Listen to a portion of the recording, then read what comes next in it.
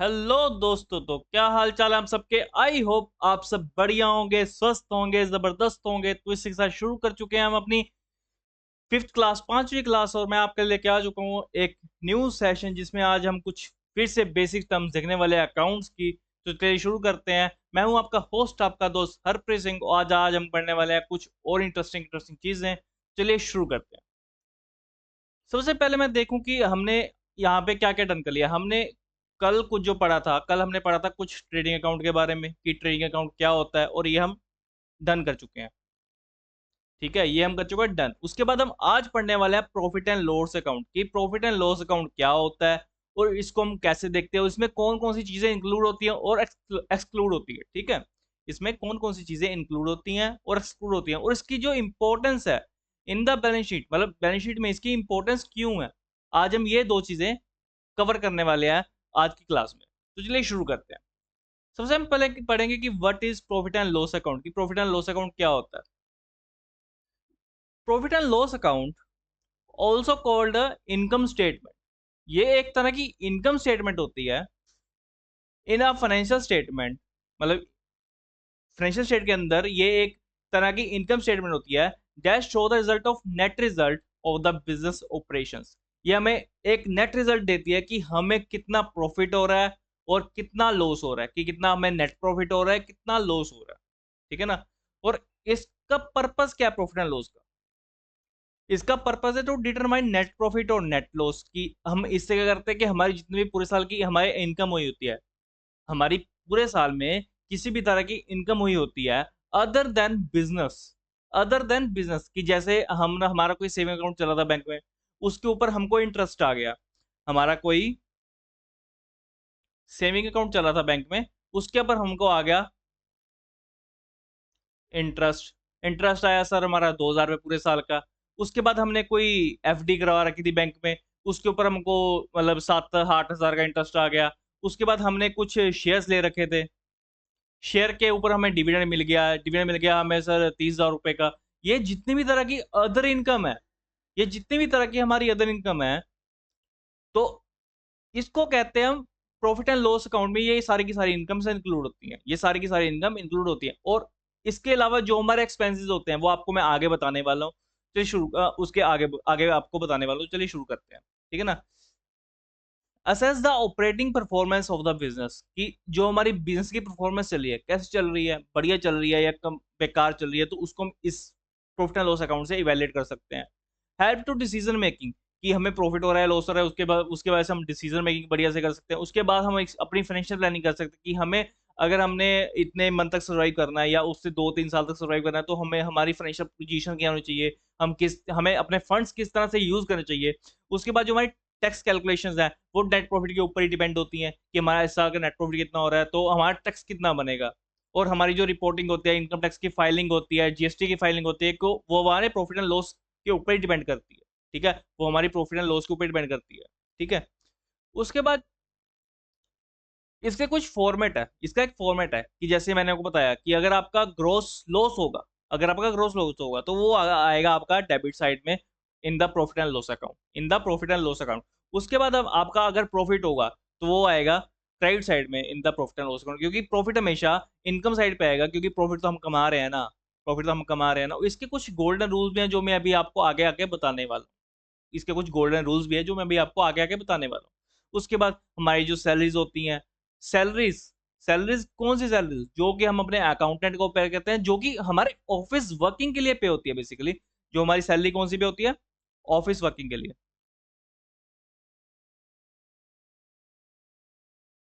Office working के लिए जो हमारी सैलरी पे होती है उसको कहते हैं हम। ठीक है। उसके बाद हमारा आ गया यहाँ पे रेंट एंड टैक्सेस। हमने अपनी शॉप का कुछ रेंट पे करा, उसके बाद हमारी हमने हमारे पास कुछ फिक्स एसेट्स थी, जैसे कि मैंने आपको पिछली क्लास में बताया था कि हमारे पास कुछ फिक्स एसेट्स होती हैं। ठीक है ना, जिसके ऊपर डे बाय डे हमारी इनकम, हमारी जो एसेट्स होती हैं उनके पर ईयर कुछ परसेंटेज के ऊपर वो डेप्रिशिएट होती रहती हैं। डेप्रिशिएट इन द सेंस कि उसकी कुछ वैल्यू कम होती जाती है, कि जैसे आपके पास एक कंप्यूटर था, आपके पास एक कंप्यूटर था, कंप्यूटर था, उसकी वैल्यू थी 1 लाख रुपए की। ठीक है ना। 1 लाख की वैल्यू का। अब सरकार कहती है कि सर जब आपने अपनी बैलेंस शीट फाइल करनी है ना, तो उसकी एक परसेंटेज है कि आपकी जो आपकी एसेट है वो एक पर्टिकुलर परसेंटेज से डेप्रिसिएट हो जाएगी as per the income tax act 1961। As per the income tax act 1961। तो हमने पूछा कि सर कितनी परसेंटेज लगी, तो उन्होंने कहा कि आपकी जो परसेंटेज लगेगी वो लगेगी 15% इन द इलेक्ट्रॉनिक गैजेट्स।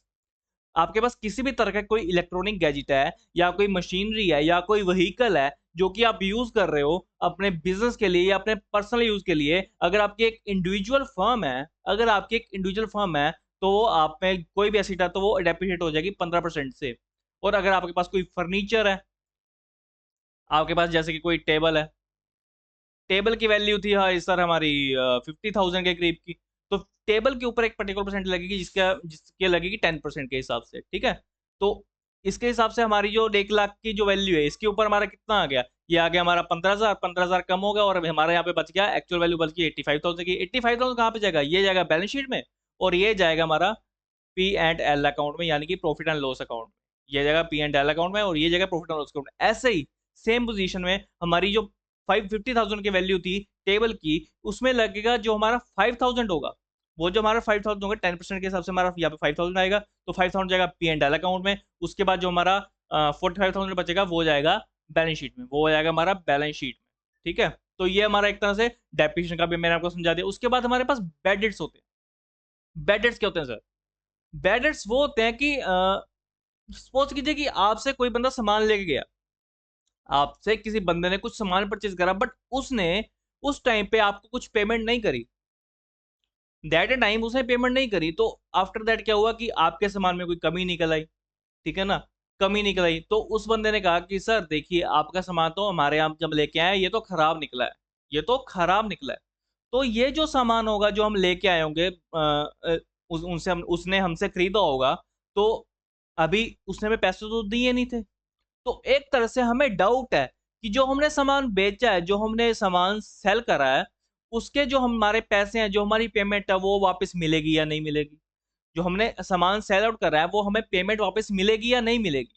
तो ये जो बैड डेट्स होते हैं वो होते हैं, तो इसका एक प्रोविजन बन जाता है कि ये अमाउंट हमारी वापस नहीं आने वाली, तो एक तरह से ये आपका खर्चा हो जाता है in other business, other than business, ठीक है। उसके बाद आपके पास प्रिंटर होगा, आपने प्रिंटिंग के लिए कुछ सामान खरीदा होगा या प्रिंटर की रिफिल करवाई होगी और आपने कुछ स्टेशनरी खरीदी होगी, ये भी अदर देन बिजनेस है क्योंकि आप बिजनेस के लिए तो यूज नहीं कर रहे, आप अपने वर्कर्स को दे रहे हो, एम्प्लॉइज को दे रहे हो, वो अपने अपने जो काम करते हैं उनमें यूज कर रहे होते हैं। उसके बाद आपको कुछ मसलिनियस एक्सपेंसेस होंगे, मसलिनियस एक्सपेंसेस होंगे, जैसे कि आपने कुछ अपना कुछ पेमेंट कर दी, अपने बच्चों की फीस पे कर दी, या आपने अपने लिए कुछ पर्टिकुलर चीज खरीद ली जो कि आपके बिजनेस के रिलेटेड खर्चा नहीं है बट आपने अपने लिए खर्चा करा है, ठीक है ना।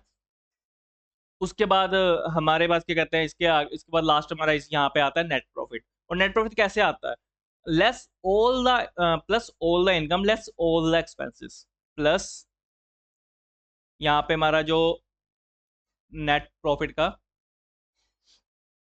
फॉर्मूला है वो है एड ऑल इनकम लेस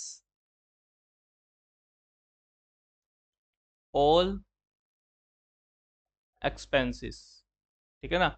हमारा इसका फॉर्मूला क्या, net profit at all the income less all the expenses, ठीक है।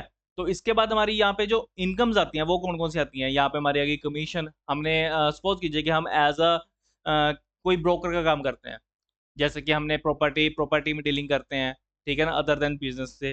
तो हमें प्रॉपर्टी की कोई इनकम आ गई कि किसी बंदे ने हमने किसी बंदे को कोई जो हाउस आप परचेज करवा दिया, या हमने किसी को अपना हाउस सेल आउट कर दिया, तो उसके ऊपर हमें जो कमीशन मिलेगी, ठीक है ना, वो होगी। या हम as a mutual fund distributor कहीं पे काम कर रहे हैं, म्यूचुअल फंड डिस्ट्रीब्यूटर यानी कि जो हमारे पैसे म्यूचुअल फंड में इन्वेस्ट करवाता है या शेयर मार्केट में इन्वेस्ट करता है या स्टॉक मार्केट में इन्वेस्ट करता है, जो वो हमने उसकी कमीशन रिसीव करी है, तो वो हो गई, है ना। उसके बाद हमने सेल के ऊपर जो हमने सामान सेल आउट करा है उसके ऊपर हमने डिस्काउंट दिया है। उसके बाद हमारा जो सेविंग अकाउंट का मैंने आपको बताया था कि हमने कोई इंटरेस्ट रिसीव करा है और अदर देन इनकम, और हमने इस पे किसी तरह का कोई डिविडेंड रिसीव करा है, हमने कोई डिविडेंड रिसीव करा है तो उसको भी हम कहते हैं इनकम, ठीक है ना। ऐसे हमारे पास यहाँ पे जो भी इनकम होती है अदर देन बिजनेस, कि हमारे बिजनेस से वो रिलेट तो नहीं करती, बट हमारे बिजनेस के अंदर ही हम कर रहे हैं, क्योंकि हम एज ए इंडिविजुअल अपनी फर्म चला रहे हैं। ठीक है, तो इसके बाद हमारा या तो नेट लॉस होगा या नेट प्रॉफिट होगा। ठीक है, नेट लॉस, अगर हमारा लॉस होगा तो राइट साइड में आ जाएगा।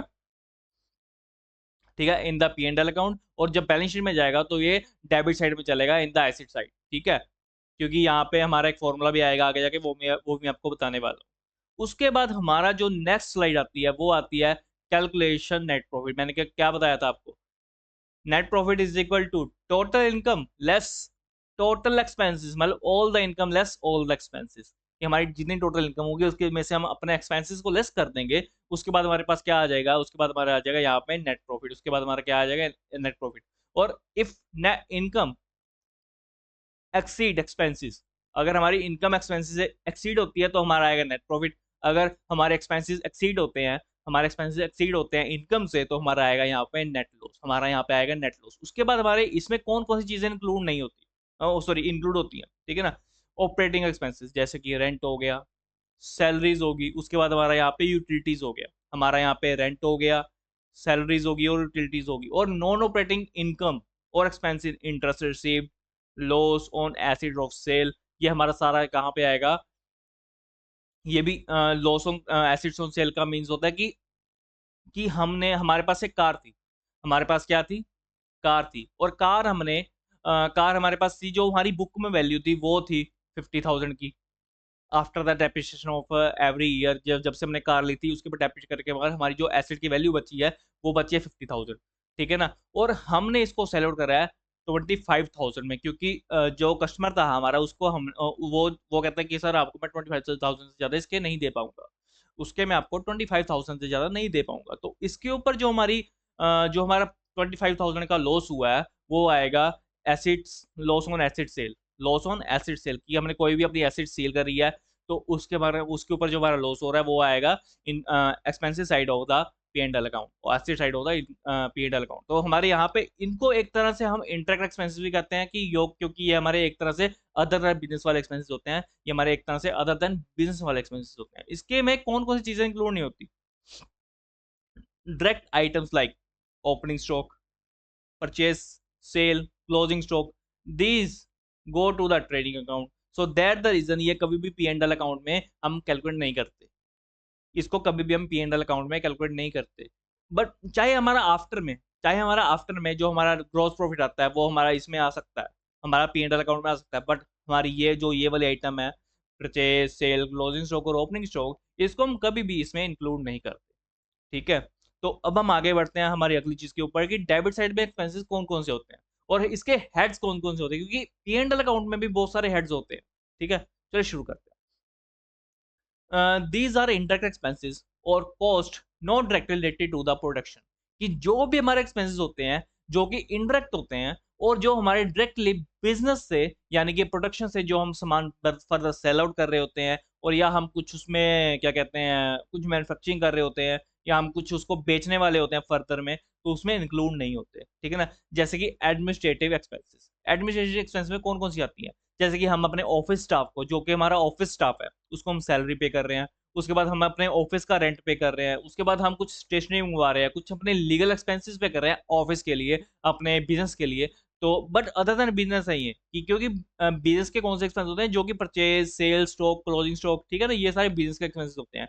और इसमें इसमें एक और चीज ऐड होती है जो कि मैंने आपको कुछ डायरेक्ट एक्सपेंसेस पिछली क्लास में करा चुका हूँ, जैसे कि वेजेस हो गया, फ्रेट एंड डॉक्टरी हो गया, कार्टेज हो गया, हमारे पैकिंग चार्जेस हो गए, लोडिंग एंड अनलोडिंग चार्ज हो गए, इलेक्ट्रिसिटी बिल हो गया फैक्ट्री का, और फैक्ट्री का रेंट हो गया। मतलब ये जो फैक्ट्री के रिलेटेड खर्चे हैं वो सारे कहाँ पे जाएंगे, ट्रेडिंग अकाउंट में। जो हमारी लेबर काम कर रही है वो कहाँ पे जाएंगे, सारे के सारे ट्रेडिंग अकाउंट में। उसके अलावा जो भी हमारे खर्चे होंगे, जिस भी तरह के हमारे खर्चे होंगे, वो अदर देन जो भी बिजनेस होंगे, अदर देन बिजनेस होंगे, जबकि जो कि डायरेक्टली रिलेट नहीं होंगे प्रोडक्शन से, तो वो जाएंगे हमारे प्रॉफिट एंड लॉस अकाउंट में, वो जाएंगे हमारे प्रॉफिट एंड लॉस अकाउंट में। ठीक है, वो जाएंगे हमारे प्रॉफिट एंड लॉस अकाउंट में। उसके बाद हमारे सेलिंग एंड डिस्ट्रीब्यूटर एक्सपेंसेस, जिसमें हमने अपने प्रोडक्ट को बेचने के लिए एडवर्टाइजमेंट करी न्यूज चैनल्स पे या सोशल मीडिया पे, है ना, जैसे कि आज के आप आपने देखा होगा कि ट्रेंड चल रहा है कि सर 100 रुपए में ये आपके पास आ गया जाएगा, ये 200 रुपए में सर आपको मिल जाएगा, ये 300 रुपए में आपको मिल जाएगा। ये चीज़ सोशल मीडिया पे इस टाइम पे चल भी रही है, ठीक है ना? उसके बाद हमारा यहाँ पे आ रहा है सेल्स कमीशन, कि हमने अपने जो सेल्स स्टाफ है, जो सेल्स पर्सन है, उसको हमने कमीशन पे करी ऑन द सेल, कि जितनी वो सेल करेगा उसके ऊपर उसको कमीशन मिलेगी एक पर्टिकुलर अमाउंट में, ठीक है? उसके बाद डिलीवरी चार्जेस हमने सामान भेजने के लिए जो डिलीवरी चार्जेस पे किए, कस्टमर को सामान डिलीवर करने के लिए जो डिलीवरी चार्जेस पे करे, तो वो भी हमारे कहाँ पे आएँगे? प्रॉफिट एंड लॉस अकाउंट में। उसके बाद कुछ फाइनेंशियल एक्सपेंसेस होते हैं, जैसे कि हमने बैंक से कुछ लोन ले रखा है, या हमने कुछ क्या कहते हैं, कोई अपने बैंक अकाउंट में लिमिट रखी है कि सर अगर हमारे अकाउंट में पैसे नहीं भी होंगे, अगर हमारे अकाउंट में इन केस कोई पैसे नहीं भी होंगे, तो वो भी उस टाइम पे वो हमें हमारे जो पैसे होंगे वो पे कर देंगे। ठीक है ना? हम कोई भी जगह पे रख देंगे तो वो पास कर देंगे। तो उस अमाउंट के ऊपर जो हमारा इंटरेस्ट जाएगा, उसको वो भी कहाँ पे आएगा? P profit and loss account में। उसके बाद जो हमारे बैंक चार्जेज़ होंगे, वो भी हमारे कहाँ पे आएँगे? प्रॉफिट एंड लॉस अकाउंट में। उसके बाद मैंने डेप्रिसिएशन का आपको बता ही दिया कि मशीनरी और बिल्डिंग के ऊपर या फर्नीचर के ऊपर किसी भी तरह की, यहाँ पे सॉरी फर्नीचर ऐड नहीं है। इसके ऊपर कोई भी हमारा डेप्रिसिएशन का अमाउंट होगा तो वो आएगा P profit and loss account में। उसके बाद बैड डेट प्रोविज़न कि बैड डेट्स रिटर्न ऑफ कि हमने हमने अपने डेटर्स में से उस अमाउंट को कमी कर दिया जो कि हमारी वापस आने की संभावना ही नहीं है, कि वो हमें श्योर है कि हमें वापस नहीं मिलने वाली, या हमें डाउट है कि वो मिल भी सकती है, नहीं भी मिल सकती, तो उसकी हम एक प्रोविज़न क्रिएट कर देंगे in the profit and loss account कि हमें सर ये वापस तो नहीं आने वाली, ये हमें वापस तो नहीं आने वाली। उसके बाद जैसे हमारे कुछ मिसलेनियस एक्सपेंसेस हो गए कि हमने अपने फैमिली के लिए या अपने एंटरटेनमेंट के लिए कुछ खर्चा कर लिया, ठीक है ना? उसके बाद हमने कुछ डोनेशन पे कर दी या कुछ सन्ड्री एक्सपेंसेस करे कि जो हमारे बिज़नेस से बिल्कुल रिलेट नहीं करते, जो कि हमारे पर्सनल खर्चे से रिलेटेड हैं, तो वो भी हमारे कहाँ पे आएँगे? प्रॉफिट एंड लॉस अकाउंट में। उसके बाद हमारा जो कुछ नेट प्रॉफिट आएगा, net profit balancing figure if income exceed expenses, तो वो हमारा आएगा प्रॉफिट एंड लॉस अकाउंट में, ठीक है? तो अब हम आगे बढ़ेंगे, आगे बढ़ के हम देखेंगे कि क्रेडिट साइड में कौन-कौन सी चीज़ें आती हैं। कि जैसे कि मैंने आपको बताया था कि अगर हमारा ग्रॉस प्रॉफिट होगा, तो ट्रेडिंग अकाउंट से जिसे डायरेक्टली रिटर्न मतलब कैरिड फॉरवर्ड हो जाएगा in the profit and loss account, मतलब यहाँ पे हमारा कैरी फॉरवर्ड हो जाएगा in the profit and loss account. और उसके बाद हमारा जो कमीशन रिसीव होती है, जैसे कि मैंने आपको बताया था कि ब्रोकर, कोई एजेंट, हम एज अ एजेंट काम करते हैं और थर्ड पार्टी काम कर रहे हैं, उसके ऊपर हमें जिस भी बंदे के हम डील करवा रहे हैं एज ए थर्ड पार्टी, तो हमें कुछ कमीशन पे करेगा, वो कहाँ पे आएगी? हमने रिसीव करी जो कमीशन, वो आएगी प्रॉफिट एंड लॉस अकाउंट में, इनकम साइड में, यानी कि क्रेडिट साइड में, क्योंकि ऑल द इनकम्स और profit are credit, all the incomes and profit are credit. उसके बाद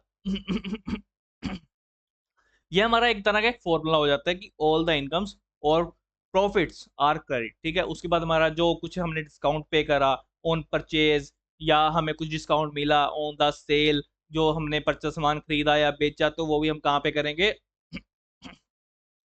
credit side of the profit and loss account. उसके बाद हमने कुछ इंटरेस्ट रिसीव करा वाया बैंक, वाया डेटर्स, की हमने किसी बंदे को सामान भेजा था बट उसने टाइम टू टाइम हमने पेमेंट नहीं करी, तो हमने उसकी पेमेंट की रिसीविंग के ऊपर कुछ मल्टीपल परसेंटेज के ऊपर इंटरेस्ट लगा दिया कि सर आपने हमारी पेमेंट तो उस टाइम पे पे नहीं करी, तो हम जब आपने अभी पेमेंट करेंगे, तो हम जैसे आपकी वो ये 2 लाख रुपए या 2.5 लाख रुपए की पेमेंट करी थी, उसके ऊपर हम आपसे विद 2% ऑफ इंटरेस्ट रिसीव करेंगे, और आपकी जो वैल्यू बनेगी इंटरेस्ट की, वो बनेगी 5000। तो हमने टोटल रिसीव करा आपसे 2,55,000 रुपए विद इंटरेस्ट फ्रॉम डेटर्स, ठीक है? उसके बाद हमने कोई इन्वेस्टमेंट कर रखी है, हमने कोई इन्वेस्टमेंट करी है इन द म्यूचुअल फंड्स या इन द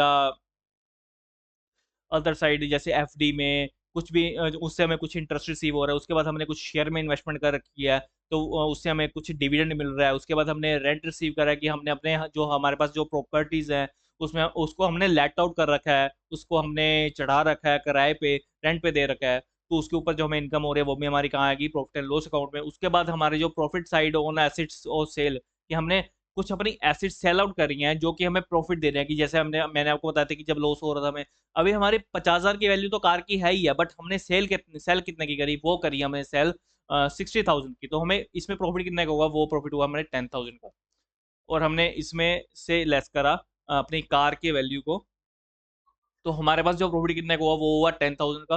तो ये जो हमारा प्रॉफिट ऑन व्हीकल है, या प्रॉफिट ऑन मशीनरी है, या प्रॉफिट ऑन फर्नीचर है, वो कहाँ पे आएगा? P&L की साइड में, मतलब प्रॉफिट एंड लॉस अकाउंट में, on the credit side of the P&L account, ठीक है। उसके बाद हमारा कुछ मसलिनियस इनकम होती है, जैसे कि any income not classifies else ever, कि हमने, हमारे पास उसकी कोई भी क्लासिफिकेशन नहीं है, बट वो हमारी इनकम है, बट हमने वो रिसीव कर रखी है। एनी अदर इनकम को हम कह देते हैं, ठीक है। वो भी हमें इनकम टैक्स में बताना पड़ता है कि हमारी ये कौन सी इनकम है जो हमें आ रही है, ठीक है। उसके बाद हमारा जो प्रॉफिट नेट लॉस होता है वो आता है बैलेंसिंग फिगर में, कि प्रॉपर हमारे जो टोटल एक्सपेंसेस होते हैं उसमें से हम लेस करते हैं हमारी इनकम को, कि हमारे जो टोटल एक्सपेंसेस होते हैं उसमें से हम लेस करते हैं इनकम को, तो हमारे क्या आ जाते हैं, नेट लॉस। उसमें का हमारा क्या यहाँ पे आया था, नेट लॉस। उसके बाद हमारा यहाँ पे क्या आया था, नेट लॉस, ठीक है ना। तो इस तरह से हमारी यहाँ पे इनकम कैलकुलेट होती है। उसके बाद हमारा यहाँ पे नेक्स्ट स्लाइड आती है, जिसमें हम एक अगला टॉपिक और एक इंटरेस्टिंग टॉपिक आ गया है, कि इसके बाद हम आपका चैप्टर शुरू करने वाले हैं। तो इसके बाद हम आपका एक चैप्टर शुरू करने वाले हैं, जिसमें आपके कुछ बहुत सारी बेसिक टर्म्स मैं आपको क्लियर कर चुका हूँ। और इसके बाद जो हमारा नेक्स्ट टॉपिक शुरू होने वाला है वो आपका सीधा फर्स्ट चैप्टर शुरू होने वाला है, ठीक है। तो चलिए शुरू करते हैं इस टॉपिक को, जिसका नाम है what is journal entries in accounting, कि आपकी जो जर्नल एंट्रीज होती हैं वो क्या होती हैं, ठीक है ना।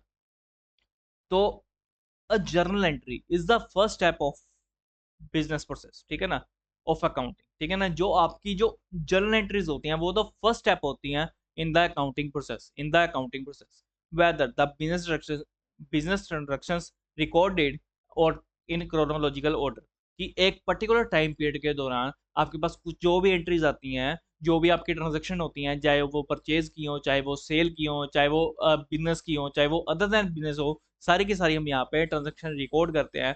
is also called as book of original entries. इसको हम एक तरह से बुक्स ऑफ ओरिजिनल एंट्रीज भी कहते हैं, क्योंकि ये हमारी जो फुली ट्रांजेक्शन को रिकॉर्ड करती हैं इन कौन सी बुक्स की बात कर रहे हैं हम, इसमें कर रहे हैं हम लेजर की बात। जैसे कि मैं आपको पिछली कुछ क्लास में बता चुका कि लेजर क्या होती है और लेजर में हम क्या क्या देखते हैं। उसके बाद हमारा इसको रिकॉर्ड करने का पर्पस क्या है, हमारा इसको रिकॉर्ड करने का पर्पस क्या है, record every financial transaction in proper debit और क्रेडिट, कि हम इसमें प्रॉपर एक डेबिट क्रेडिट का फॉर्मूला लेके चलते हैं। वो मैं आपको आगे जाके बताने वाला हूँ कि इसका फॉर्मूला क्या अगली स्लाइड में। तो every financial transaction proper debit और क्रेडिट, की हमारा जो क्या डेबिट हो रहा है और क्या क्रेडिट हो रहा है। डेबिट क्रेडिट मीन्स होता है कि डेबिट हमारे पास क्या आ रहा है, हमारे पास से क्या जा रहा है, ठीक है ना। उसके बाद मेंटेन द सिस्टमैटिक और accurate record all of the business activities, की हमारी जो भी बिजनेस में एक्टिविटीज होती है उसको हम यहाँ पे प्रॉपरली मेंटेन करेंगे इन द सिस्टमैटिक वे, और उसको प्रॉपरली रिकॉर्ड करेंगे ताकि हम उसको एनालिसिस कर सके और देख सके कि हमारा प्रॉफिट हो रहा है या लॉस हो रहा है, ठीक है, at the end of the accounting year और द फाइनेंशियल ईयर, ठीक है ना। उसके बाद हमारा यहाँ पे आता है x of proof of case और ऑडिट और डिस्प्यूट्स, कि हमारा इसको जब हमने एंट्री रिकॉर्ड करी है, कि इसका जो रिकॉर्ड करने का हमारा प्रूफ क्या है, कि हमने इसको कैसे प्रूफ करा है। कि सपोज कीजिए कि हम एक पेट्रोल पंप पे गए हैं, तो हमने वहां से पेट्रोल डलवाया पेट्रोल डलवाया सर हमने 1000 रुपए का, ठीक है ना। अब मैं अपने ऑफिस गया, वहां पे जाके बैठा सर, तो उन्होंने कहा कि सर सर आपका ना, आपने शायद अपने बैंक से कुछ पेमेंट कर रखी है, वो मेरे को समझ नहीं आ रही किस चीज की है। और वहां पे लिखा हुआ है HP petro filling station, HP petro filling station. तो सर वो किस चीज की एंट्री है। तो मैंने कहा यार ये मैंने ना पेट्रोल डलवाया था। तो कहता है सर इसकी पर्ची कहाँ है, इसकी जो स्लिप मिलती है वो कहाँ है। वो मैंने कहा यार वो तो मैं भूल गया लेना। तो उसने कहा कि सर जब भी आप जाओ तो आप अपनी एक साथ में उसको कहना कि सर मेरे को स्लिप दो जो मैंने 1000 रुपीज का पेट्रोल डलवाया है। क्योंकि जब तक हमारे पास हमारा प्रूफ नहीं होगा, जब तक हमारे पास हमारा स्लिप नहीं होगी, तो तब तक हम उसको रिकॉर्ड नहीं कर सकते in the transaction in the journal entry, ठीक है ना।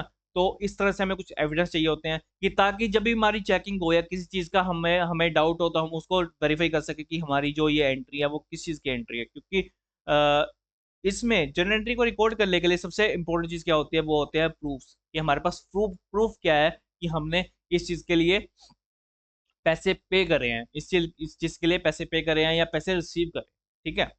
उसके बाद हमारे कुछ गोल्डन रूल आते हैं और बेसिक फॉर्मूलाज आते हैं, जिसके ऊपर आपकी पूरी की पूरी अकाउंट्स की जर्नी डिपेंड रहती है, जिसके ऊपर आपकी पूरी की पूरी अकाउंट्स की जर्नी डिपेंड रहती है। और यहाँ पे हमारी थोड़ी सी अकाउंट की स्पेलिंग गलत हो रखी है, इसको मैं यहाँ पे करेक्ट कर रहा हूँ, ठीक है ना, इसको मैं यहाँ पे करेक्ट कर रहा हूँ, ठीक है। तो इसके बाद हमारा कुछ यहाँ पे आते हैं रूल्स, गोल्डन रूल, जिसको कहते हैं हम कुछ बेसिक फॉर्मूलाज। इसके ऊपर आपकी पूरी की पूरी अकाउंटिंग डिपेंड करती है, क्योंकि ये जो 3 फॉर्मूलाज हैं वो आपके लिए बहुत ही ज्यादा इंपॉर्टेंट होने वाले हैं, ठीक है ना। जैसे कि आपका पर्सनल अकाउंट का फॉर्मूला, आपका पहले सबसे पहले क्या आता है कि पर्सनल अकाउंट का फॉर्मूला, ये कौन सा फॉर्मूला होता है? इसमें होता है कि डेबिट द रिसीवर और क्रेडिट द गिवर, इसके लिए आप सपोज कीजिए कि आपने अपनी एक कंपनी शुरू करी, आपने अपनी एक कंपनी शुरू करी और उसमें आपने एक कॉस्ट करी, उसमें आपने कॉस्ट करी 25 लाख रुपीज की, कि आपने कंपनी के नाम पे कंपनी के अकाउंट में कैश गिवन कर दिया 25 लाख रुपीज, ठीक है ना। तो हमारी यहाँ पे फर्स्ट एंट्री क्या पड़ेगी? फर्स्ट एंट्री ये पड़ेगी हमारी,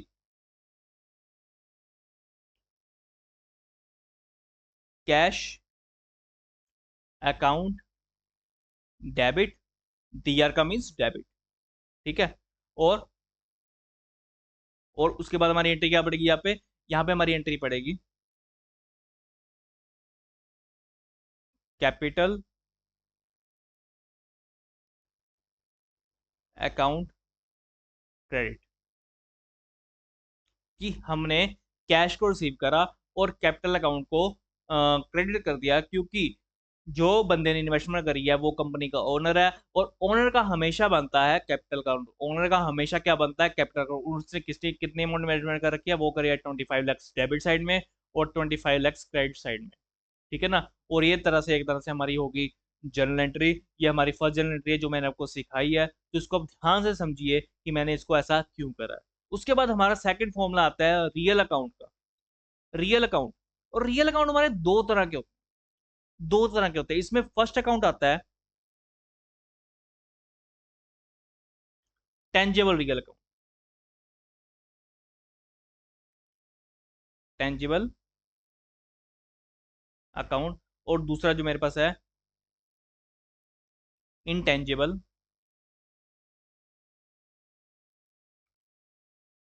रियल अकाउंट। सर हमारा जो टेंजिबल रियल अकाउंट कौन सा होता है? ये होता है हमारा, ये होता है हमारा, जैसे कि आपके पास कुछ एसिड्स हैं, जैसे कि आपका फोन, और आपके पास में एसी है, ठीक है ना, आपके पास में टीवी है, आपके पास में बेड है घर पे, आपके पास एलईडी टीवी है, और इसको आप छू सकते हो, इसको आप टच कर सकते हो।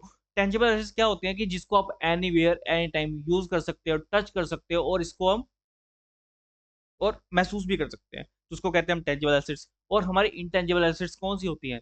जो कि ना हम तो यूज कर सकते हैं ना हम टच कर सकते हैं, जैसे कि हवा। हवा तो मैंने आपको एग्जांपल में दे दिया, बट इसकी जो एक्चुअल एग्जांपल होती है, जैसे कि आपकी गुडविल। अभी मार्केट में आपकी क्या गुडविल है? आप मतलब आप मार्केट में कैसे डील करते हो, आपका मार्केट में बिहेवियर कैसा है, तो आप उसको महसूस तो नहीं कर सकते। वो तो एक मतलब हमारी सोच में है ना कि हम मार्केट में हमारा बिहेवियर कैसा है, हम कैसे करते हैं, तो उसको कहते हैं इंटेंजिबल रियल अकाउंट। उसके बाद आपका आपने कुछ एक चीज बनाई है, आपने कुछ नई चीज बनाई है और उसका आपने पेटेंट ले रखा है, कि आपके अलावा वो जो आपने चीज बनाई है या आपने कुछ सामान बनाया है, तो उसके अलावा कुछ भी आप वहां पे पेमेंट नहीं मतलब आपके अलावा कोई भी वो सामान को दोबारा से नहीं बना सकता, आपके अलावा वो सामान को कोई भी और दोबारा नहीं बना सकता, तो उसको कहते हैं हम पेटेंट, ठीक है ना। तो ये भी चीजें होती हैं। उसके बाद हमारा यहाँ पे और भी चीजें आती हैं, ठीक है ना, जैसे कि हमने शेयर्स में डील कर रखा है, पर हमें हमें हमारे पास है तो नहीं है ना, हमारे पास असली के शेयर्स तो नहीं है ना, हमारे पास तो इन द पेपर्स हैं, पेपर को हम छू सकते हैं, टच कर सकते हैं, बट हमारे हाथ में शेयर्स तो नहीं है, वो तो एक वर्चुअल एसेट है। तो इस तरह से हमारी कुछ टेंजिबल रियल एसेट्स भी होती हैं, इंटेंजिबल रियल एसेट्स भी होती हैं। तो इसका फॉर्मूला क्या है? Debit what comes in. और सपोज कीजिए कि हमने एक लैपटॉप खरीदा और उसकी कॉस्ट थी 75,000 की। हमने लैपटॉप परचेज करा, उसकी कॉस्ट थी सर 75,000 की। हमने जो लैपटॉप परचेज करा वो करा कैश में, हमने कैश में पेमेंट करी। हमने क्या करा कि लैपटॉप को कर दिया डेबिट अपने पास में और कैश को कर दिया क्रेडिट, क्योंकि लैपटॉप हमारे पास में आ गया और क्रेडिट हो गया हमारे पास से कैश की, कैश हमारे पास से चला गया, ठीक है ना। तो इसके इस तरह से हमारी एक जनरेटिव पड़ेगी कि लैपटॉप अकाउंट डेबिट और cash account credit, laptop account debit और कैश अकाउंट क्रेडिट। इस तरह से हमारा जो ये फॉर्मूला है वो भी वर्क कर गया। Debit what comes in and credit what goes out, कि हमारे पास में क्या आ रहा है और हमारे पास से क्या जा रहा है, हमारे पास में क्या आ रहा है और हमारे पास से क्या जा रहा है। उसके बाद हमारा थर्ड एंड लास्ट अकाउंट आता है जिसको कहते हैं हम नॉमिनल अकाउंट। नॉमिनल अकाउंट एक तरह से हम इसको पी एंड एल अकाउंट, और इसको हम एक और चीज कह सकते हैं ट्रेडिंग अकाउंट। हम इसको क्या कह सकते हैं, या तो ट्रेडिंग अकाउंट कह सकते हैं या इसको पी एंड एल अकाउंट कह सकते हैं, या हम इसको ट्रेडिंग अकाउंट कह सकते हैं या इसको पी एंड एल अकाउंट कह सकते हैं। क्योंकि इसमें हमारा जो फॉर्मूला है वो सिंपल फॉर्मूला है कि all the expenses debit, sorry यहाँ पे मैं डेबिट लिखना भूल गया था, डेबिट ऑल द एक्सपेंसेस और लॉसेस, कि हमारा किसी भी तरह का एक्सपेंस है, किसी भी तरह का लॉस है, उसको हम डेबिट कर देंगे। लॉस को डेबिट कहाँ पे करेंगे, बैलेंस शीट में, और एक्सपेंसेस को कहाँ पे करेंगे, पी एंड एल अकाउंट में, ठीक है ना। बैलेंस शीट में लॉसेस को क्या करेंगे, डेबिट, और एक्सपेंसेस को क्या करेंगे, पी एंड एल अकाउंट में डेबिट। तो हमारा ऑल द इनकम्स और गेन्स आर क्रेडिट, कि हमारा कोई भी इनकम है, किसी तरह की इनकम है, उसको हम इनकम को क्रेडिट करेंगे in the P and L account, in the profit and loss account, और क्रेडिट कर देंगे इन द बैलेंस शीट, हमारा जो प्रॉफिट हो रहा है, हमारा जो गेन हो रहा है, हमारा जो, कि प्रॉफिट को एक और वर्ड भी है जिसको हम कहते हैं गेन, प्रॉफिट का एक और वर्ड भी है जिसको हम कहते हैं गेन। तो हमारा कोई भी तरह का गेन हो रहा है, हमारा किसी भी तरह का प्रॉफिट हो रहा है, तो उसको हम कर देंगे क्रेडिट साइड में, बैलेंस शीट में, मतलब यार कि ये हमारा बन गया लाइबिलिटी साइड, ठीक है। तो आज की क्लास आपकी यहीं पे हो देख रहा हूँ, और कल से हम शुरू करने वाले हैं आपका एक न्यू चैप्टर। कल से हम शुरू करने वाले हैं आपका एक न्यू चैप्टर, और जिसमें हम बहुत सी आगे की चीज़ें देखेंगे और पढ़ेंगे, समझेंगे, क्योंकि आपका ये जो अगला जो लेक्चर है वो होने वाला है आपकी फर्स्ट क्लास के ऊपर, फर्स्ट लेक्चर के ऊपर। और इसमें आपकी जो चीज़ें होंगी वो सारी की सारी थ्योरेटिकल बेसिस पे होंगी, क्योंकि आपका जो ये चैप्टर है, फर्स्ट चैप्टर है, वो पूरा का पूरा थ्योरेटिकल बेसिस है, उसके ऊपर आपके क्वेश्चंस जो हैं बहुत ही कम है। और आपके जो यहाँ पे जो मार्किंग होगी, नंबर की मार्किंग होगी, वो आपको नेक्स्ट क्लास में पता चलेगी कि आपकी जो फर्स्ट चैप्टर की औकात कितने की है, कि उसके उसमें आप कितने नंबर का आपको पेपर आएगा, और आप उसमें अटेम्प्ट करके कितने नंबर ले सकते हो, कितने नंबर अचीव कर सकते हो। तो thank you for watching this class. तो आज के लिए इतना ही। तो हमारे चैनल को लाइक कीजिए, शेयर कीजिए, सब्सक्राइब कीजिए, ताकि हम आपके लिए बहुत सारी ऐसी क्लासेस लेके आ सकें, और इसको हम ऐसे ही आपके लिए बहुत ही ज़्यादा मोटिवेटेड रहें कि हम आपको ऐसे ही बहुत ज़्यादा बढ़िया से पढ़ा सकें। तो चलिए एंड करते हैं इसी क्लास को यहीं पे। तब के लिए गुड बाय, हम मिलते हैं नेक्स्ट क्लास में। Thank you.